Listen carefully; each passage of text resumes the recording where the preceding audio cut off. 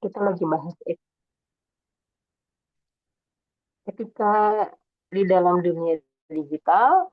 Ini juga salah satunya ya, di kelas open dan ya, kecuali memang ada hal yang eh, membuat kalian kuliah tidak bisa open. Kan kamu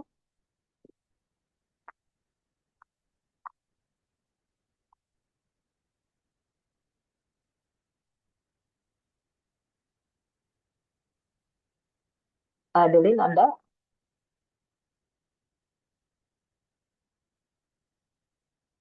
ada,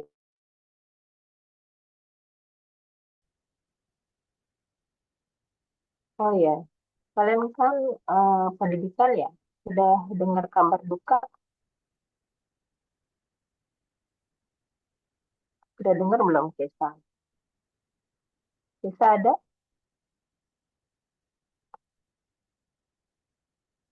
kisah nggak ada, Adeline nggak ada, Adinda ada nggak?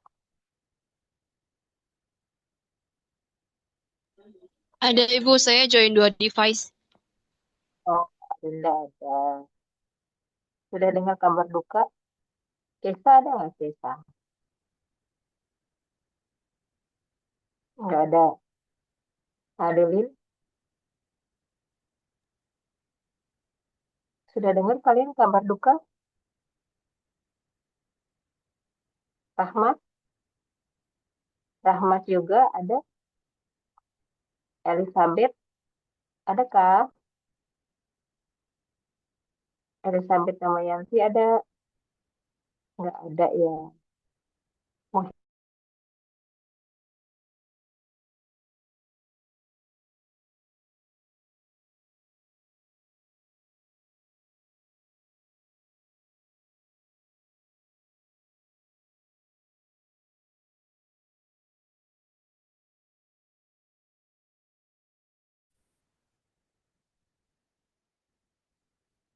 Ibu maaf, iya, apa? Ini siapa yang saya bicara? Kesa Bu. Tadi jaringannya keluar Bu, maaf.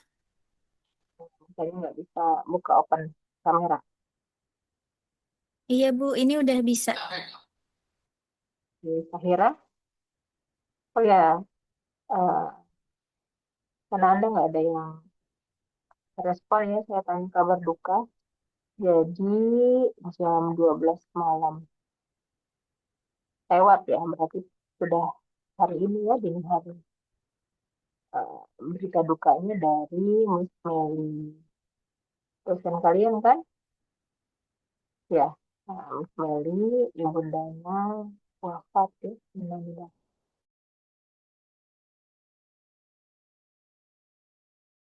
Dosen banyak yang ke sana, termasuk saya. Saya buru-buru, nah, sampai ketinggalan deh chargernya. Dan habis subuh langsung ke rumah duka. Jadi barusan mati, nah, jadi saya ganti handphone. Ternyata gambarnya bagusan di handphone daripada di laptop. Pokoknya jatuh terus ya.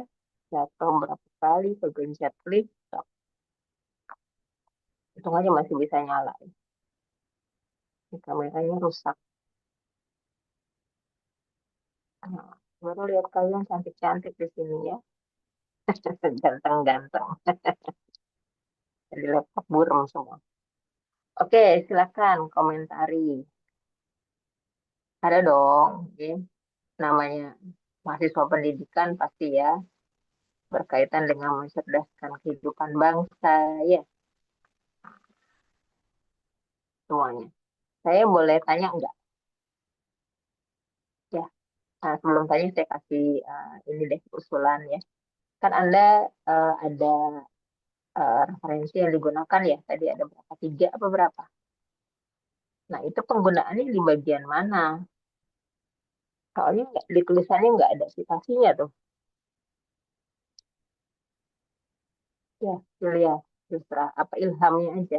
Ilham, maknanya aja. Tetap ya, walaupun maknanya aja, Anda harus cantumkan itu asalnya dari mana. Di samping etika, ya, karena tulisan mereka kan punya kekayaan intelektual, ya, sehingga ketika kita mengambil sumber dari referensi yang kita tulis, di bagian mana, gitu. Di samping itu adalah hak kekayaan intelektual, itu juga etika bahwasanya ya ya kalian ambil dari mereka, kemudian juga justifikasi untuk kalian, ya, penulis, ya, bahwasanya eh, ini bersumber dari orang yang sudah pernah publish, gitu. Walaupun kita nggak em, apa namanya em, riset sendiri, ya, menulis sendiri, nggak ada datanya, tapi orang sudah ada risetnya, udah ada datanya, dan sudah valid. Jadi tidak ditahukan lagi, gitu. Kalau Anda bikin tulisan, semuanya argumentasi dari mana? Gitu. Mohon maaf ya, misalkan nih, ada sales, ini alat A bagus, bisa melakukan A, B, C. Ini pasti bagus, harganya murah, gitu. Yang lain untuk kemampuan ini lebih tinggi. Nah, ada datanya nggak dia? Bagusnya sebagus apa? Enggak. Pemakaian berapa lama? Tetap bagus, dan seterusnya tidak ada. Tapi kalau kita menulis, ya, misalkan menunjukkan bahwasanya ini tinggi. Tingginya dari mana? Misalkan hoax itu di Indonesia tergolong tinggi. Dari mana hoax itu tinggi? Kita mengatakan tinggi, ada referensinya. Gitu ya. Tadi apa contoh? Contoh, misalkan contoh apa tadi yang kamu state? Eh, Tentang artis, ya. Tadi ada tulisannya nggak? Saya nggak kebaca. Misalkan penipuan atas nama artis. Nah, lihat di mana? Referensinya dari Instagram atau TikTok, akunnya siapa. Itu menunjukkan bahwasanya kamu punya data. Kayak gitu. Jadi nilainya bisa lebih, gitu ya. Jadi di samping menguatkan argumen kita karena ada datanya, yang kedua adalah itu. Nah, yang jadi pertanyaan saya adalah bagaimana nih ceritanya nih? Kan diskusi nih kalian bertiga, gimana prosesnya? Proses diskusinya. Ketemu di kampus atau asinkronis, ya, Japrian atau gimana? Siapa yang mau jawab gimana proses diskusinya dan tadi mengerjakan penugasan yang ada 2 kasus? Saya izin menjawab Ibu. Jadi untuk proses diskusi yang telah kami lakukan pada saat hari Senin yang kemarin itu, karena yang pertama jadwalnya online, terus kita kan ada di rumah masing-masing, jadi kita diskusinya cukup lewat device masing-masing, lewat chat grup. Iya, lewat chat grup.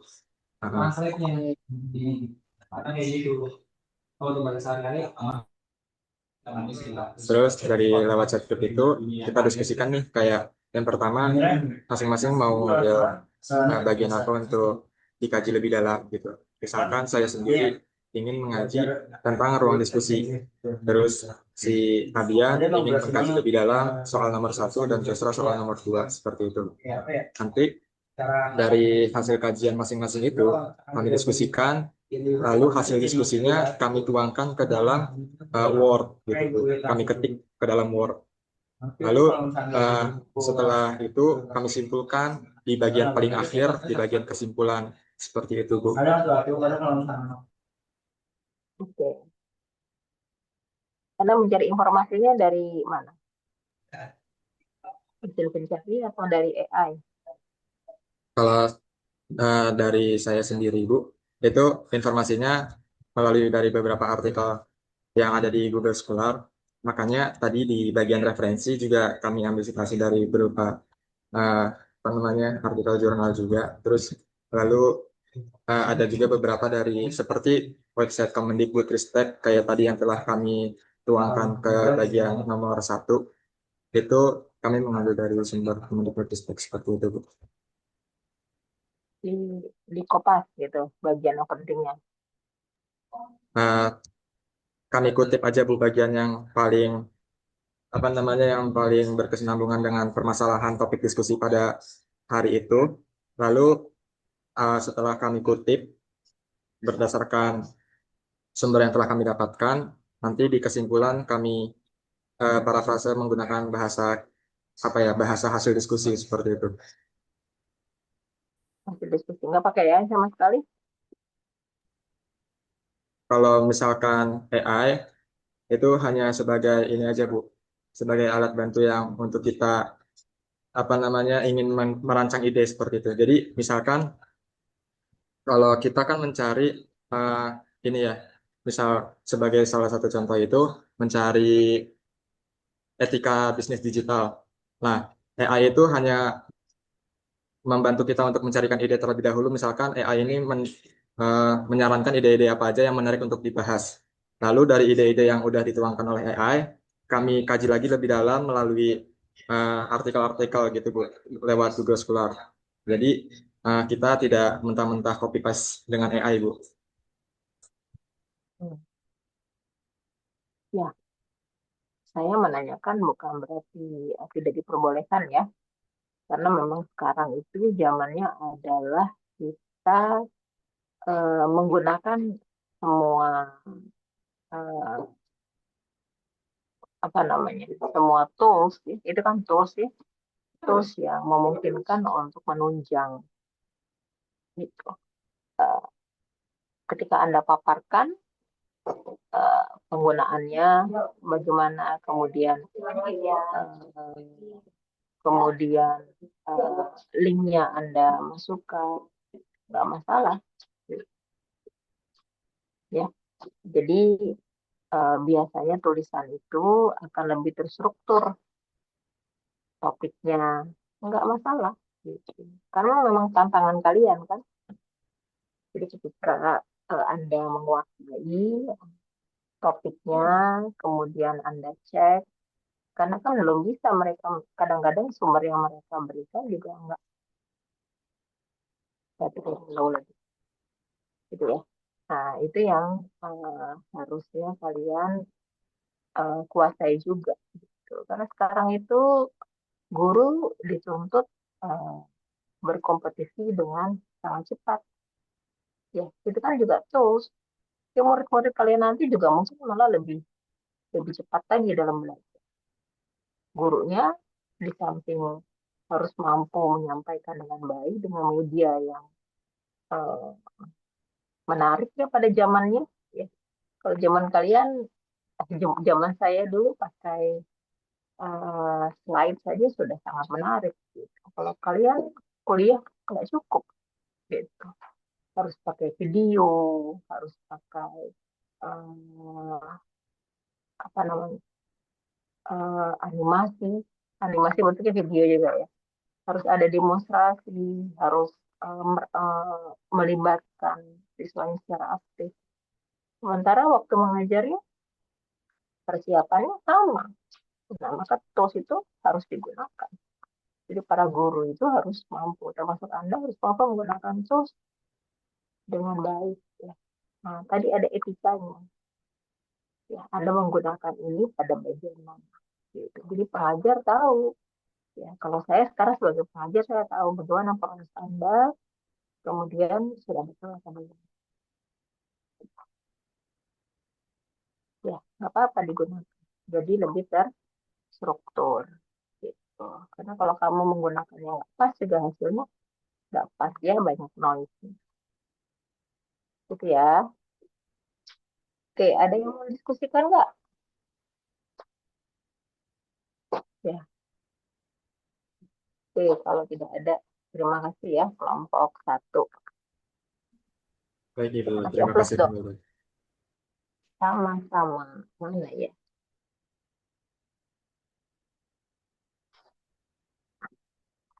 Nggak tahu, saya udah nggak biasa pakai Zoom di HP. Reaksi. Kasih tepuk tangan. Selamat ya. Oke, kalau mahasiswa pendidikan presentasinya bagus-bagus gitu ya. Nah, cuman itu dia bagaimana menulis ya, bagaimana berargumen, bagaimana, nah itu masih ya kita kan belajar ya mahasiswa, nah, jadi nggak masalah.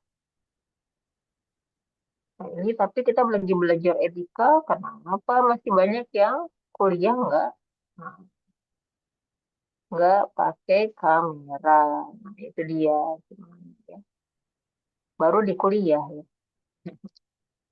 Nih ya, saya mandang kalian ini calon guru nih, pendidik, cerdaskan bangsa. Coba lah ya. Oke, ada lagi yang mau didiskusikan? Semakin low semuanya.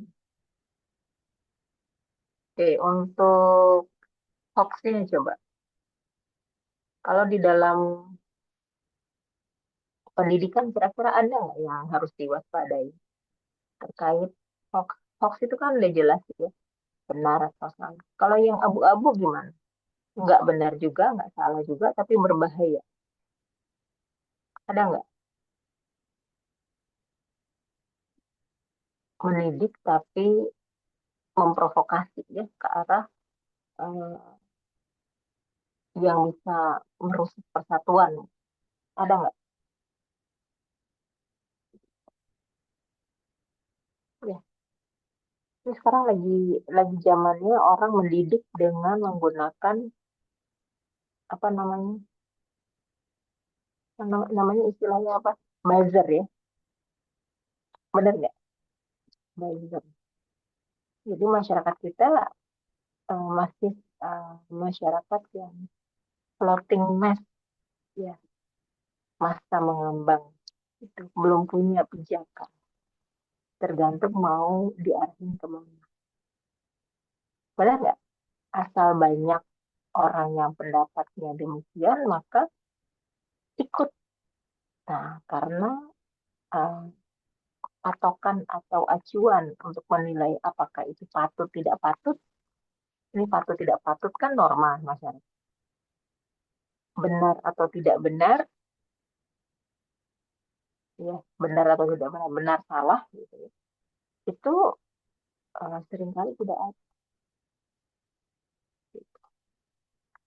Kalau yang Muslim, ya mohon maaf, uh, yang Muslim kan jelas ya, yang benar yang salah ya, benar nggak?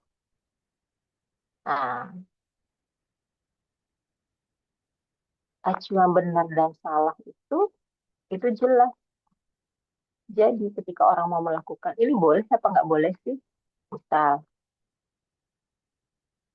ada di lingkungan masyarakat yang bagaimanapun, ketika itu benar, misal apa ya, eh,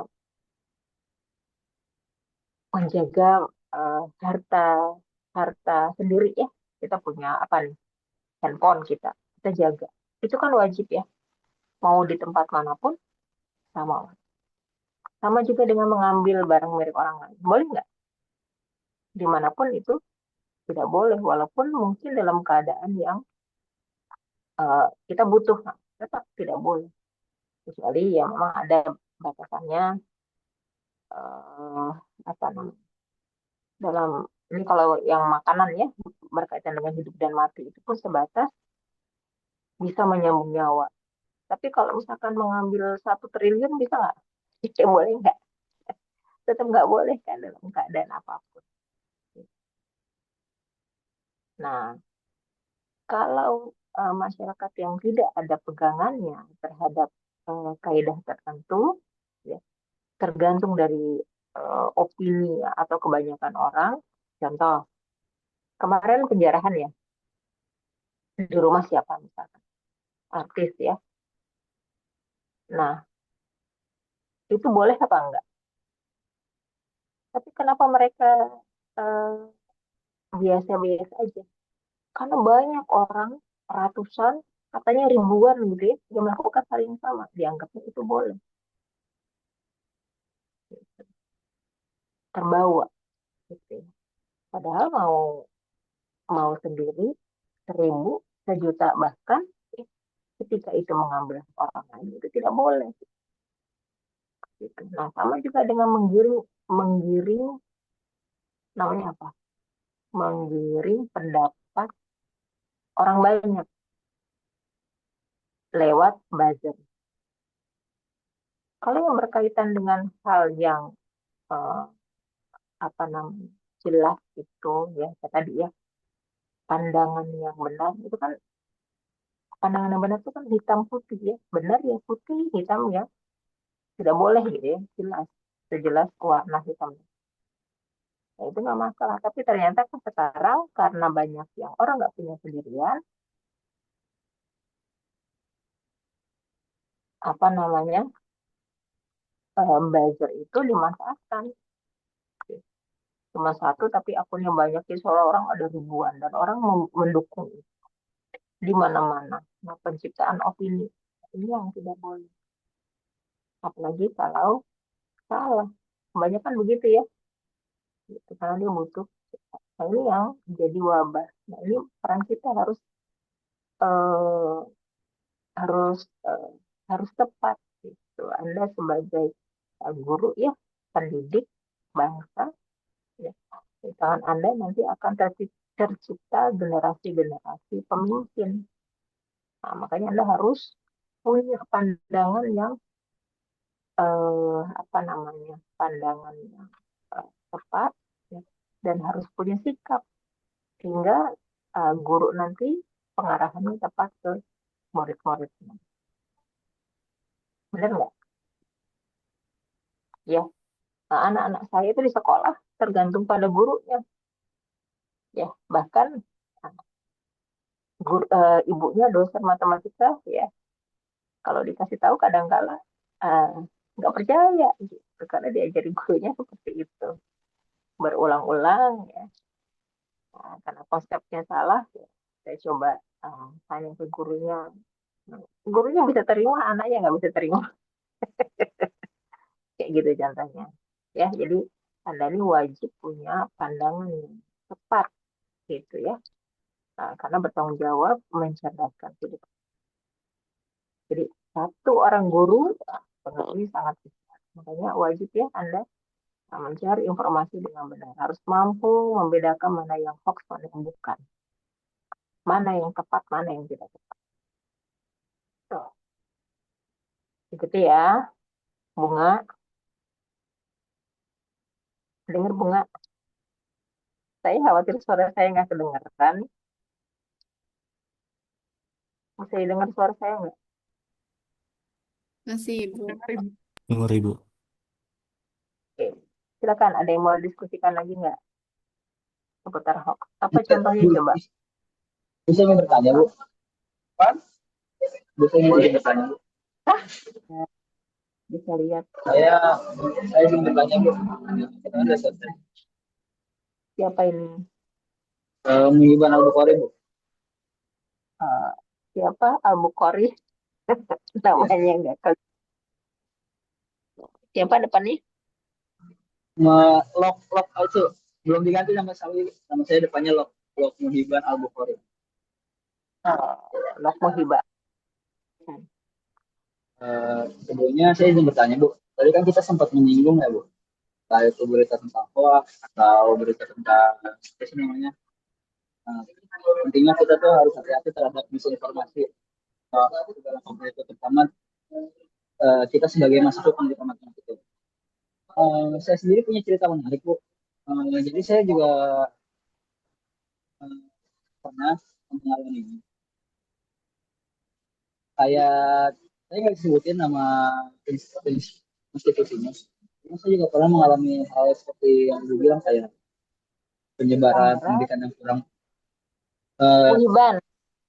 ya, Terus Muhibban, Bu. Saya, terus gimana suaranya nggak jadi gitu ini memang gitu pengeluaran Bu. jelas Pengeluaran Bu. Halo? suara gitu jelas ya, kenapa? Emang kurang jelas suara Bu? Kayak ada di Oke, terusin deh. Halo, halo. Ya, Ya, silakan lanjut. saya lanjutin ya, Bu. Pengalamanmu gimana? Jadi saya juga punya pengalaman. Tadi kan kita sempat menyinggung ya, Bu, di dunia pendidikan kita harus hati-hati terhadap segala bentuk hal-hal yang menyimpang. Baik itu cara kita mengambil sesuatu. Jadi saya punya cerita, Bu. Dulu di sewaktu saya nggak bisa sebutin institusinya. Karena sewaktu saya di institusi itu ada beberapa pengajaran yang menurut saya termasuknya radikal, Bu. Jadi lumayan ekstrim gitu, Bu. Kedengeran nggak, Bu, suara saya, Bu? Terus saya takut kalau ngomong kedengeran. Terus potong-potong. Pengajian.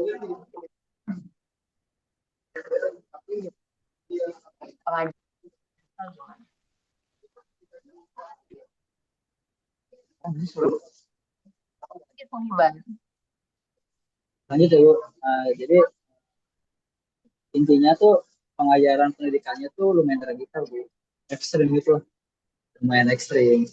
Jadi sewaktu zaman-zaman saya COVID tahun 2020-an 2021 kan masih masif ya penyebaran virusnya. Di situ tuh apa sih namanya sekolahannya itu kayak adalah dulu institusi itu sekolah itu pengajarannya itu agak ekstrim gitu, Bu. Jadi mereka tuh menyuruh kita buat jangan percaya sama virus, Bu. Jadi percayanya sama Tuhan gitu loh. Jadi kalau kita selama kita percaya sama Tuhan kita nggak akan kena virus, Bu. Itu, Bu, pengajarannya. Jadi ya ini bisa terkait sih dan kita harus hati-hati aja terhadap pendidikan lumayan menyimpang gitu. Itu sih cerita saya. Jadi ternyata bukan hanya di depan kita saja. Jadi saya juga pernah mengalami kayak gitu. Jadi tadi sih Bu, saya pengen membagikan pengalaman saya di pendidikan lumayan menyimpang. Ya. Ya, saya mau sama-sama Muhiban. Terima kasih juga sharingnya. Silakan, ada yang mau komentar nggak? Satu orang coba.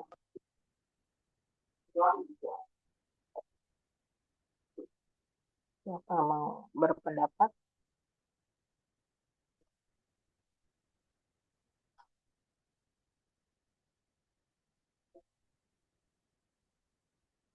Nah, kita minta Adinda gimana? Adinda gimana pendapatmu Adinda? 2020 Adinda. Kamu lagi SMP atau SMA? SMP ya? Menurut Maaf Adinda Ibu, gimana Bu maksudnya Bu? Saya suaranya tuh kurang terdengar dengan jelas Bu. tadi Muhiban. Muhiban tadi yang dikemukakan pendapatnya. Kebetulan tadi untuk suara Muhiban kurang terdengar dengan jelas, jadi saya kurang paham Ibu apa maksudnya. Coba bentar. Ada kalau sekarang udah jelas belum suaranya? Tes tes. Halo halo. Oh, masuk banget, jelas banget. Oke, ulang ya saya ceritanya.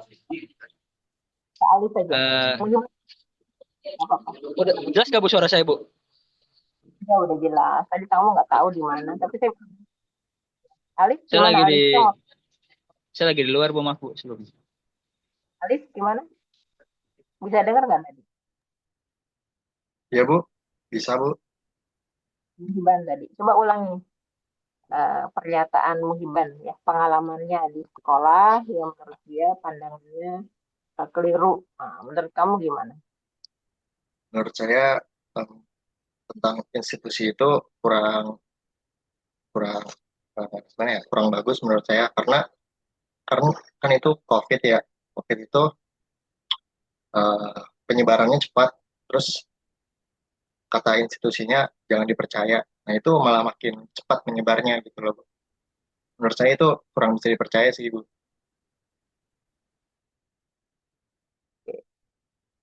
Menurut Alif. Satu lagi, Dinda tadi kata kata institusinya apa tadi? Gurunya ya? Gimana gurunya pendapatnya? Alif, kalau kamu bilang itu tidak tepat, bisa ulangi nggak tadi pernyataan apa yang di statekan guru tersebut? Kira-kira Apa tadi? pernyataannya itu jangan percaya COVID, percaya Tuhan aja. Karena kalau percaya Tuhan, nggak akan kena COVID gitu ya. Begitu ya, Dinda. Menurut Dinda gimana? Kalau menurut saya pribadi sih Bu, itu nggak make sense juga sih Bu. Kayak sebenarnya kalau buat percaya ke Tuhan, kalau misalkan aku pautin sama penyakit yang lagi menyebari itu, nggak sesuai Bu. Dan itu lebih kayak, kan itu ke yang apa ya, yang lagi, yang pokoknya nggak ada sangkut pautnya Bu. Kayak untuk percaya ke Tuhan, kalau untuk percaya ke Tuhannya mungkin lebih ke untuk caranya dia udah apa ya, kayak udah berusaha nih untuk sembuh dari udah berusaha untuk survive dari penyakit itu. Nah, itu mungkin dia baru bisa menyerahkan ke Tuhan. Kalau misalkan buat penyakitnya itu percaya lagi ke Tuhan, itu kayak nggak masuk akal sih menurut saya, Bu. Gitu. Terima kasih Dinda dan Alif. Ada yang beda nggak dari Dinda dan Alif? Yang setuju? Boleh-boleh aja ya. Kemukakan alasannya ya. Ada?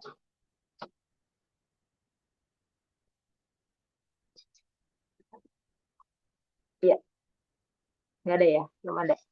Yang alasan lagi ada? Nggak apa-apa. Karena kita sedang mencoba melihat masalah, ya,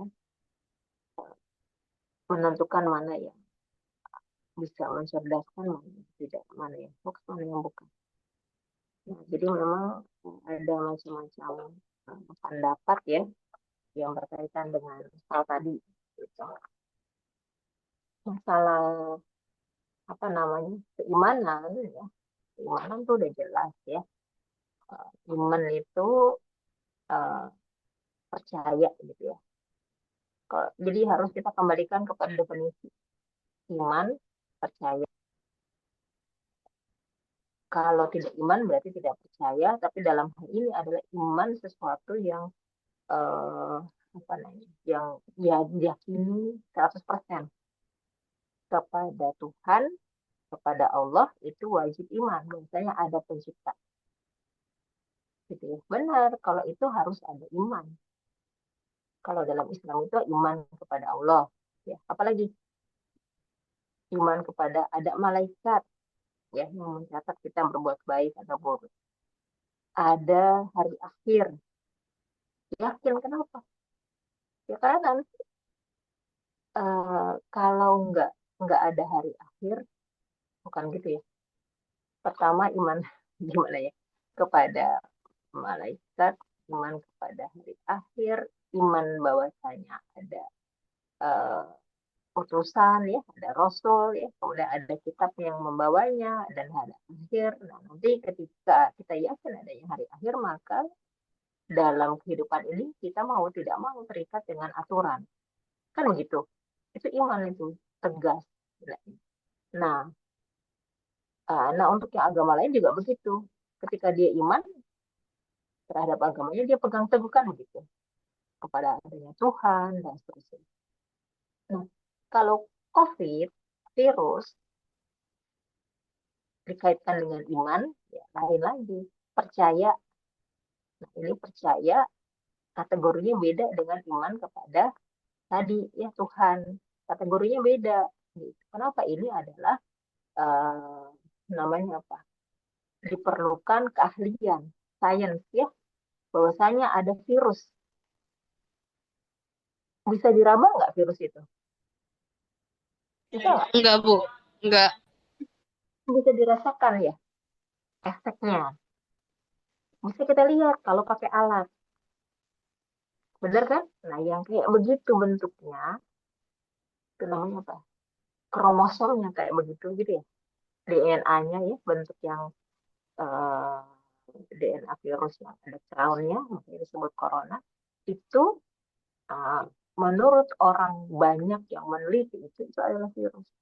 Disepakati banyak orang. Nah, kita lihat dari yang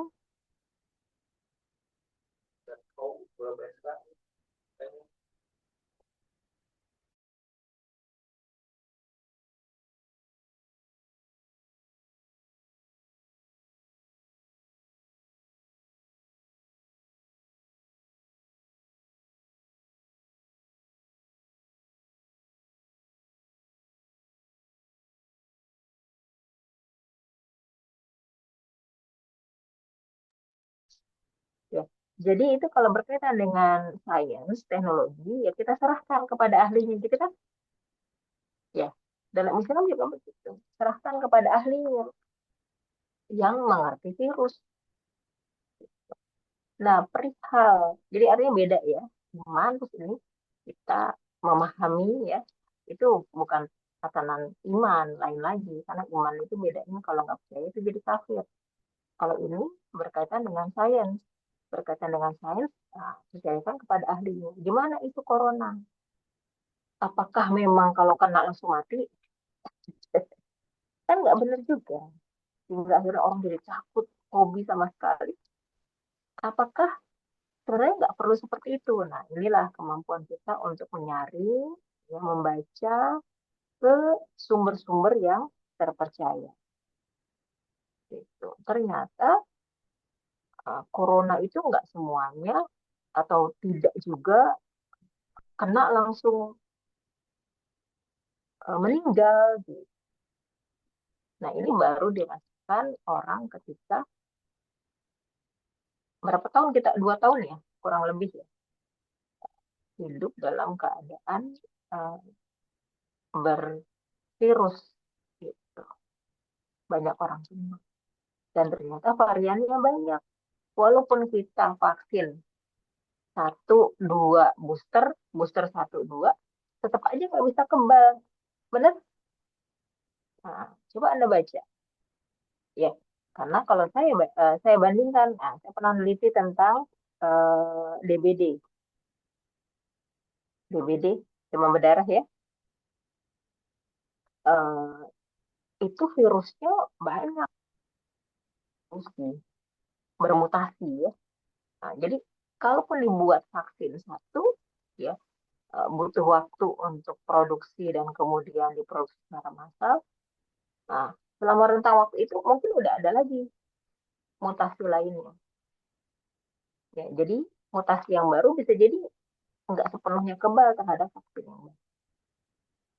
Nah, itu harus Anda percaya. Makanya untuk virus, ya, flu aja sampai sekarang belum ada obat yang 100% langsung bisa menyembuhkan.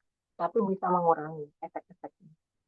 Nah, jadi virus itu memang kalau dalam dunia kedokteran itu, ya yang saya baca, Anda boleh boleh telusuri. Yang mampu untuk menangkal adalah diri sendiri. Jadi kekuatan antibodi kita. Ya kan banyak teorinya seperti itu ya. Makanya wajib kita punya antibodi yang kuat bisa menangkal virus. Itu satu-satunya cara. Vaksin berapapun tidak akan cukup. Gitu. Bahkan cuci tangan yang bersih dan segala macam protokoler itu tidak terlalu efektif dibanding dengan kita menjaga imunitas. Di antaranya lewat pikiran. Nah, kalau pikirannya positif, ya, kuat gitu ya, harus kuat, harus bisa, itu nggak masalah. Bahkan COVID yang paling parah itu apa? Bentuk Delta ya, varian Delta. Varian Delta itu kan berat ya. Banyak orang, eh, ya alhamdulillah kita mudah-mudahan nggak menghadapi yang seperti itu lagi. Pagi, siang, sore itu karena saya di kompleks saya itu selalu ada pengumuman ya.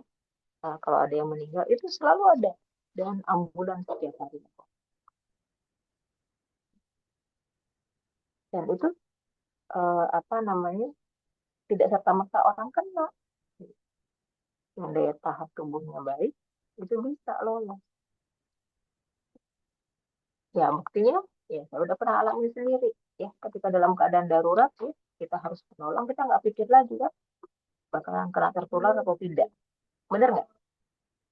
Kalau dalam keadaan darurat ya hidup dan mati seorang, kita menolong itu nggak ingat lagi kita bakalan terkena eh, apa namanya bahaya atau penyakit, itu nggak terpikirkan. Pokoknya bagaimana agar bisa selamat.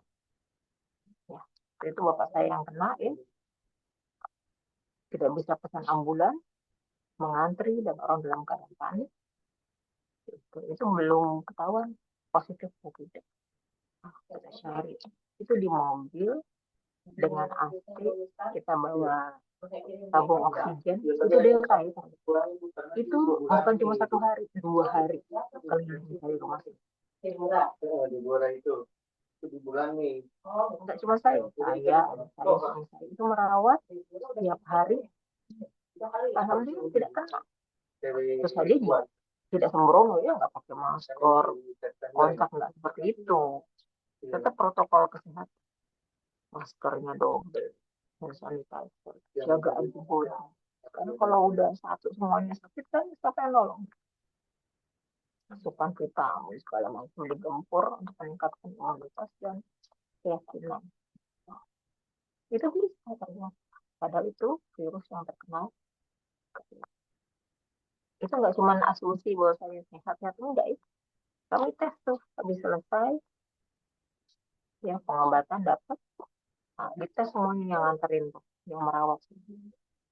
Alhamdulillahnya negatif, berarti nah, nggak 100% gitu. Jadi tetap teori-teori itu benar, tapi juga uh, ada juga memang ya di antaranya tadi yang kurang tepat.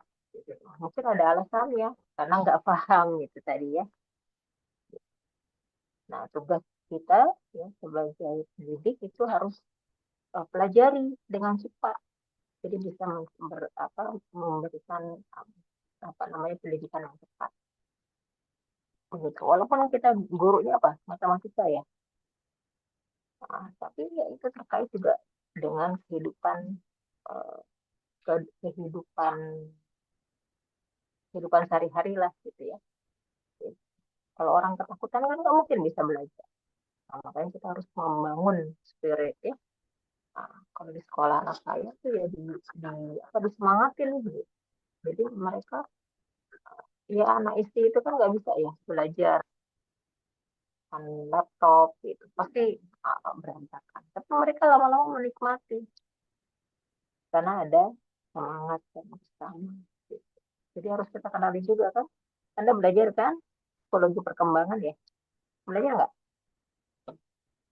Belajar nggak Amelia? Amelia, Amelia denger nggak? Belajar nggak kamu? Amelia, denger apa enggak? Oh, berarti ngelek ya? Ya kan gimana kita mengajar anak SD harus konkret ya. Nah, sementara ini gambar kan mereka nggak bisa raba ya belajar. Jadi ya kita harus apa namanya memotivasi, mengajak, ya memaksimalkan ya eh, cara pengajaran agar mendekati ya tidak karakter mereka. Ya, sama juga tadi ya pemikiran tadi harus kita dudukkan, gitu. Diajarin, oh kayak saya tadi ya didudukkan. Bisa jadi ya, ya kita nggak tahu konteksnya ya, ini kan lewat temanmu. Kita harus uzon aja sama-sama pendidik. Mungkin belum paham di bagian ini. Mungkin dalam keadaan bercanda. Mungkin nggak semuanya disampaikan dengan benar. Nah, kita coba apa namanya dudukan pendefinisian. Kalau dalam kita belajar matematik kan gitu ya. Yang pertama adalah definisi. Dipaskan dulu ya definisinya masuk yang mana. Baru setelah itu teorema dan ya iman dulu baru nanti ke bawahnya turunan. Mana yang bukan mana yang ini berkaitan dengan sains dan seterusnya. Gitu. Nah, jadi dibiasakan seperti itu sehingga eh, lebih terstruktur. Gitu. Kita bisa memilah mana yang eh, benar, mana yang salah, mana yang hoax, mana yang bukan hoax, mana yang patut, mana yang boleh, mana yang tidak. Ya. Ada sebenarnya ini satu hal yang benar, tapi ketika itu diungkapkan di medsos itu menjadi suatu hal yang kurang bijak. Ya, benar nggak? Apalagi dengan misalkan apa namanya yang apa namanya ke arah menghasut, itu juga kurang pas gitu. Karena untuk orang yang latar belakang yang berbeda bisa jadi tindakannya akan di luar dugaan. Itu bisa begitu. Ya, jadi memang ini kan nanti Anda lulus ya S1 insya Allah. Pastinya akan beda-beda. Ini resen siapa nih? Umni, Azza. Ibu mohon maaf izin mengingatkan selesainya jam 14.40. Mm-mm. Eh, Iya ya, ya, lewat 6 menit. Oke, saya kira cukup ya perkuliahan kali ini. Saya salah baca jam. Ya, kita ketemu lagi minggu depan dalam waktu yang seperti biasa ya. Hari apa sih kemarin? Ini kan pengganti. Ya, terima kasih semuanya. Mudah-mudahan pertemuan mendatang bisa lebih maksimal ya. Tolong dipersiapkan di pertemuan 4 ya minggu depan. Mudah-mudahan juga sudah bisa akses online learning-nya. Saya kira demikian. Terima kasih semuanya atas partisipasinya. Oh ya, sebelum keluar boleh dibantu foto? boleh Ibu. Ya.